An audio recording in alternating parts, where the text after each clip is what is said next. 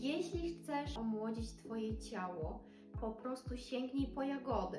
Jagody i owoce leśne to są jedne z najmocniejszych produktów przeciwkostarzeniowych. Są pełne oksydantów, które chronią komórki, wspierają skórę, mózg i serce. Pomagają też ustabilizować poziom cukru we krwi, więc masz mniej zachcianek na słodycze i więcej energii w ciągu dnia. To jest dosłownie naturalny beauty booster. Dodaj garść jagód do owsianki albo jogurtu.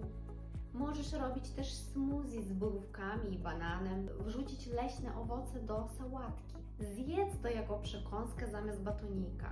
A jeśli już w ogóle nie ma sezonu i nie możesz znaleźć żadnych jagód, to możesz też sięgnąć po zamrożone. Więcej takich tematów znajdziesz na moim kanale. Nazywam się Katia. Jeżeli interesuje Cię ta tematyka, podziel się linkiem ze znajomymi i zaobserwuj mnie.